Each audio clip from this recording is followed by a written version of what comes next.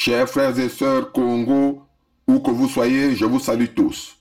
J'ai voulu prendre brièvement la parole en ce jour du 10 septembre 2023, non pas pour attirer votre attention sur le fait que cela fait jour pour jour, une année pleine, que votre âme serviteur a échappé à la tentative d'assassinat, aux ramifications innombrables diabolico-maçonniques en terre française de Chatou, que vous connaissez tous, mais pour vous dire ou vous réitérer tout simplement que chaque Congo, sur ses terres ancestrales, est un ambassadeur, un représentant de son passé et de ses ancêtres. C'est ainsi que Macron et son serviteur Nguesson Mathurin Albert, alias Sassou Denis, ainsi que toute leur cohorte de serviteurs mochi, importés de l'ancien empire d'Oyo par le colon, ne seront jamais des ambassadeurs des ancêtres Congo. Ils sont et resteront toujours que des étrangers, criminels, voleurs et pilleurs en terre de la Fédération Congo souveraine et insoumise. Point n'est besoin de vous redire ici que nos ancêtres ne connaissaient pas les mochis.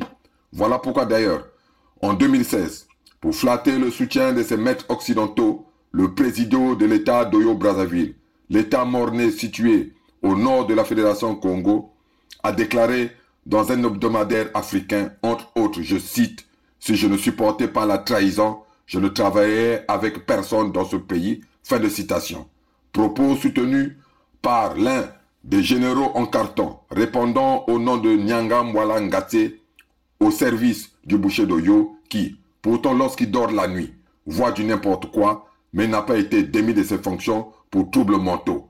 Ce même général en carton ou en pâte à modeler, voyeur de n'importe quoi la nuit, qui s'est permis de renchérir en disant, je cite, « Nous avons souffert dans ce pays-là, nous les guerriers », fin de citation, oubliant ainsi, comme son maître, que depuis que ce pays-là a été créé par la France le 28 novembre 1958, les Mboshi, qui sont étrangers aux terres Congo, ont occupé 98% du temps de pouvoir pour ne développer que le crime, le viol et le vol. En effet, qu'ont-ils fait de ce pouvoir, si ce n'est que massacrer le peuple autochtone Congo et chercher à le faire disparaître complètement? Chers frères et sœurs Congo, en concédant aux Mboshi l'occupation des terres de l'île de la Fédération Congo, située au nord de la rivière de la Léfini, nous faisons là encore preuve de bonté de cœur à l'égard de nos ennemis. Cette bonté de cœur, qui est prise pour une faiblesse par nos ennemis, doit s'arrêter. Désormais, il nous revient donc de chasser les Mboshi, non seulement des terres formant actuellement le territoire de la Fédération Congo, le 55e pays d'Afrique, mais également des terres de l'île de la Fédération Congo qui ne sont pas leurs terres. En face des criminels et voleurs patentés, nous devons mettre fin à toute concession. Je répète, les Mboshi ne seront jamais les ambassadeurs des ancêtres Congo, car ce ne sont pas leurs ancêtres. Vive le royaume de Luango souverain et insoumis. Vive la Fédération Congo souveraine et insoumise.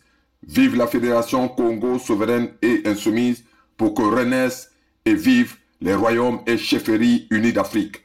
Sa Majesté Tshikaya Zinga Ier, roi du royaume de Luango souverain et insoumis, membre du Conseil fédéral Congo.